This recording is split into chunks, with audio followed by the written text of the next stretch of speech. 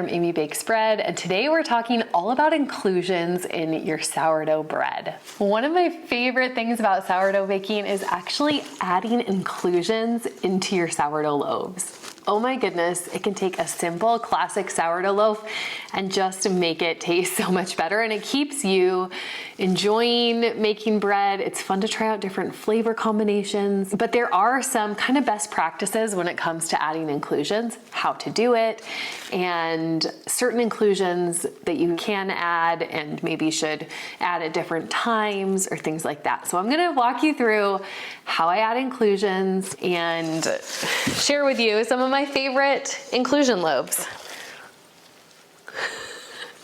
This one is a everything bagel loaf. It smells so good. Let's get going. There are three ways that I typically add these inclusions into my sourdough dough. So first is adding it during my folds, either a stretch and fold or a coil fold. I like to add them during the second stretch and folds or coil folds.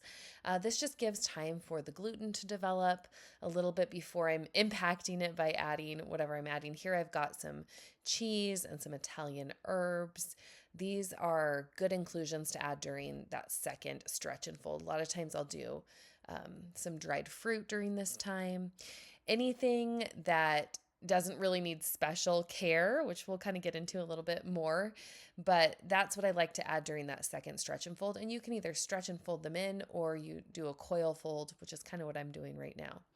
Another option is to laminate the inclusions in place of a stretch and fold or a coil fold. And this just gives a little bit more even distribution. You pull the dough fairly thin into a rectangle out on a clean surface, and then you sprinkle your inclusions on the top and then roll the dough up.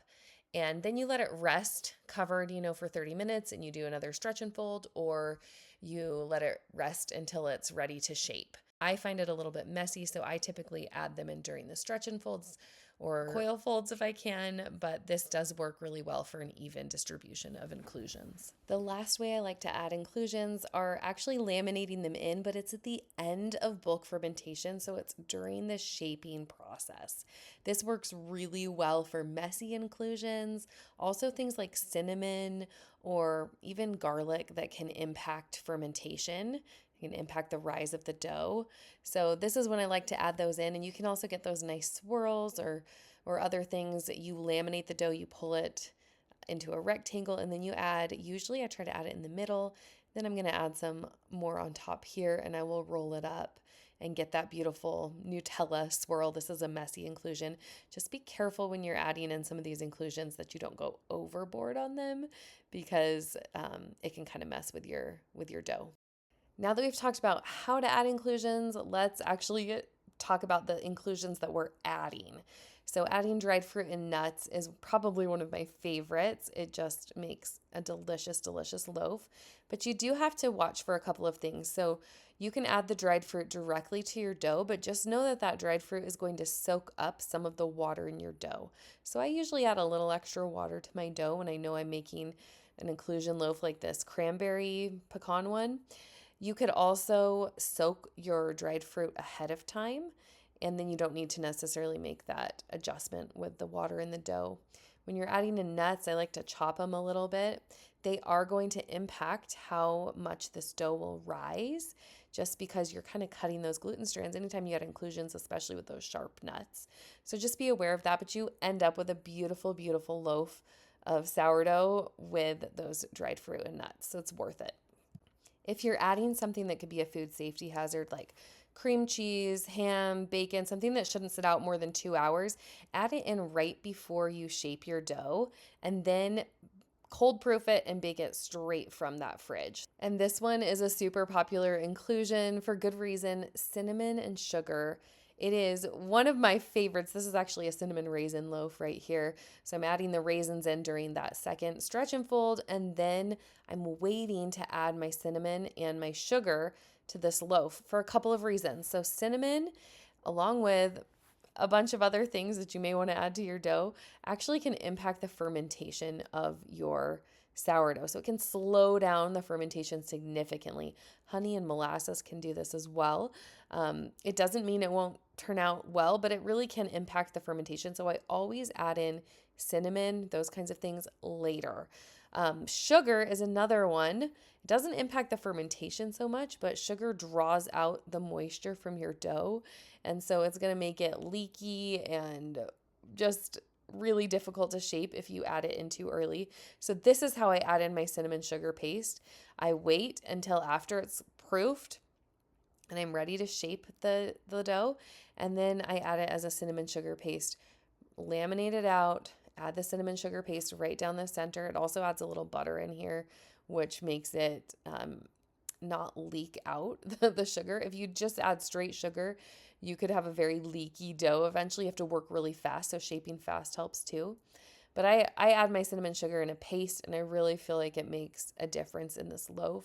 So that's how you add cinnamon and sugar. Be careful with both of those things. If I was just doing cinnamon, I would probably just sprinkle it on during this lamination stage instead of adding the sugar and the butter together. And then you roll it up and quickly get it into a banneton so that it doesn't have time to start like leaking out. You would either let this rise or stick it in the fridge to cold proof and then bake it straight from your fridge. Another one of my all-time favorite inclusions is actually adding butter into your sourdough bread. This was what inspired my croissant style sourdough loaf. Gets that beautiful buttery texture.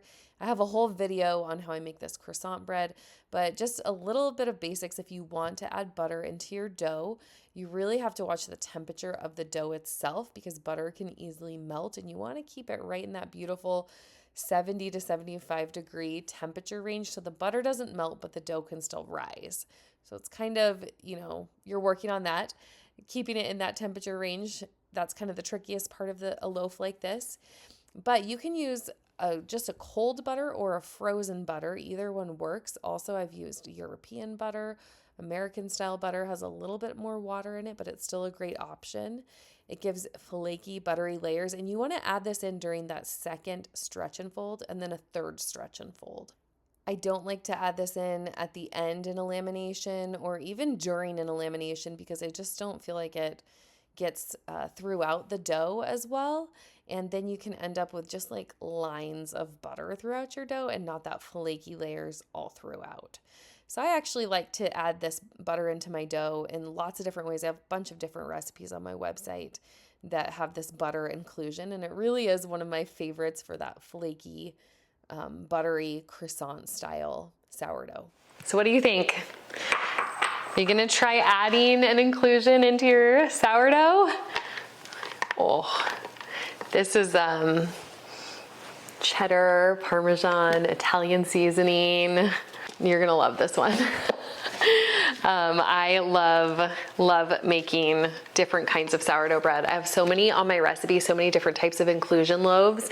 This one's coming soon. It maybe already will be there by the time that you see this video, but definitely try it out. I hope you love your inclusion loaves. You can find so many on my website, amybakesbread.com. Some of my favorites are, if you haven't tried the butter inclusion, my croissant sourdough, some people make that as their only inclusion loaf. They love it so much. The 3 cheese is what got me my book deal for my cookbook. So good. I also love the cinnamon raisin is super, super popular and also delicious. So lots of choices for you. I hope that you are loving making sourdough and that adding inclusions just makes it more fun for you in your kitchen. Enjoy.